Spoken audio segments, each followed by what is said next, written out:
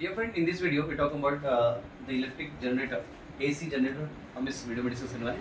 It will very helpful to the 10th standard student and also the 12th standard student also who are going to be appear for the board exam. So dear friend, here हम बात करेंगे, देखते हैं यहाँ पे. तो एक current and coil है, यहाँ पे देख सकते हैं ABCD is there. और तो शॉर्ट आर्म के साथ एक रिंग अटैच है और आप देख सकते हैं लॉन्ग आर्म है, उसके साथ में एक रिंग अटैच है. डियर फ्रेंड, ये जो आप देख सकते हैं यहाँ पे, तो ये जो शॉर्ट आर्म जो है कॉइल का वो एक रिंग अटैच है, जो कि लॉन्ग आर्म जो होता है एक दूसरे रिंग अटैच है. यहाँ पे B1 और B2 ये दोनों को जो है कार्बन ब्रशेज है. और बताना चाहता हूँ यहाँ पे देखते हैं कि B1 और B2 जो है फिक्स है, ये रोटेट नहीं हो रहा है.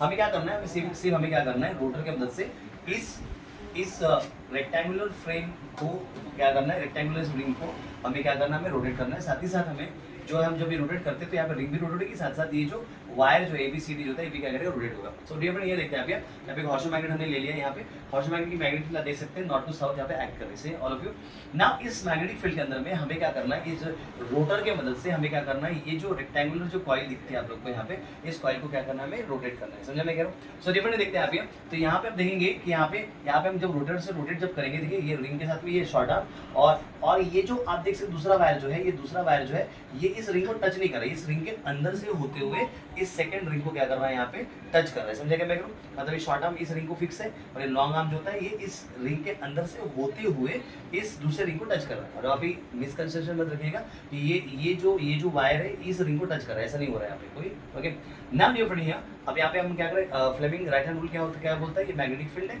और ये मैग्नेटिक फील्ड रहती है, ऐसे ये मोशन ऑफ कंडक्टर रहता है. तो ये क्या रहता है, मिडिल फिंगर क्या बताता है, इंड्यूस करंट को बताता है. So index finger magnetic field को बताता है, ये मोशन ऑफ कंडक्टर को बताता है. सो राइट नाउ हियर हम लोग ने AB आर्म को ऊपर मूव किया, ये मैग्नेटिक फील्ड है तो ये इंड्यूस करंट रहेगा. सो एक्चुअली लिखता है मैग्नेटिक फील्ड, ये मोशन ऑफ कंडक्टर एंड ये हो गया इंड्यूस करंट. सिमिलरली अब इसी को हम रोटेट कर देंगे ऐसा, तो आप देखेंगे ये मोशन ऑफ कंडक्टर CD पे फोर्स कहाँ अप्लाई हो रहा है, नीचे अप्लाई हो रहा है. उसको रोटेशन कहाँ कर रहे हैं, डाउनवर्ड डायरेक्शन में मूव कर रहे हैं. डाउन डायरेक्शन में मूव कर रहे हैं, ये मैग्नेटिक फील्ड होगी तो ये इंड्यूस करंट होगा. देख सकते हैं आप लोग इंड्यूस करंट. सो और व्यू देखते हैं आप यहाँ.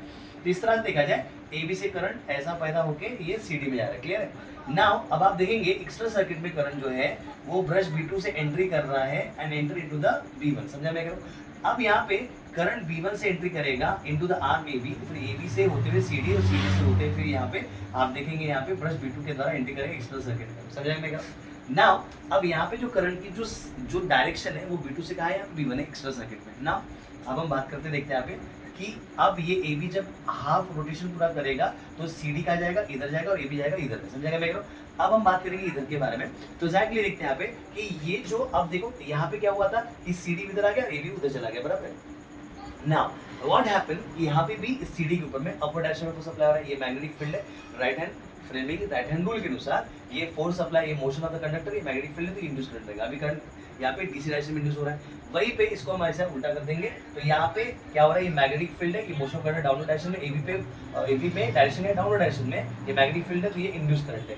अब ये इंड्यूस करंट आए डियर फ्रेंड, हम देखेंगे देखते हैं यहाँ पे कि अब ये करंट आई पैदा हुआ यहाँ पे इस रिंग से होते हुए ब्रश B1 में एंट्री करेगा, B1 से होते हुए B2 ब्रश में एंट्री करेगा, B2 से इस रिंग से होते हुए फिर ये CD आर्म में एंट्री करेगा. सो एक्चुअली यहाँ देखते हैं यहाँ पे अब एक्सटर्नल सर्किट में करंट कहाँ से कहा जा रहा है, B1 से कहा जा रहा है B2 जा रहा है. पहले इसके पहले क्या आ रहा था कि करंट B2 से B1 जा रहा था. बराबर है. एक्सटर्नल सर्किट में करंट B2 से B1 जा रहा था. अब करंट यहाँ पे कहाँ से कहा जा रहा है, B1 से B2 जा रहा है. मतलब एक्सटर्नल सर्किट में करंट यहाँ पे चेंज हुआ है. पहले कहा जा रहा था B2 से B1 जा रहा था, यहाँ पे कहा जा रहा है, यहाँ पे B1 से कहा जा रहा है B2 में जा रहा है. सो हियर एक्सटर्नल सर्किट में करंट का डायरेक्शन बदला है. B2 से पहले B1 गया, फिर B1 से B2 गया. इसका मतलब होता है कि यहाँ पे करंट का डायरेक्शन क्या हो रहा है, बदल रहा है एक्सटर्नल सर्किट में. इसलिए ही इसको बोलते हैं अल्टरनेटिंग करंट. क्या बोलते हैं इसको, और जो करंट यहाँ पे जनरेटर उसको अल्टरनेटिंग करंट कह रहे हैं बिकॉज एवरी हाफ रोटेशन में करंट का डायरेक्शन बदल रहा है. अब इस जनरेटर को, इसलिए ही जनरेटर को AC जनरेटर कहते हैं. समझा क्या. So actually dear friend all of you, this is what actually the AC generator, how the AC generator actually work. तो कई लोग को मिसकंसेप्शन रहता है कि जो लॉन्ग आर्म होता है ये इस रिंग को टच करा कि नहीं, यहाँ पे टच वगैरह नहीं कर रहा है. और ये शॉर्ट आर्म जो होता है वो जो है इस रिंग पहले रिंग को अटैच है, लॉन्ग आर्म जो होता है इस सेकंड रिंग को अटैच है.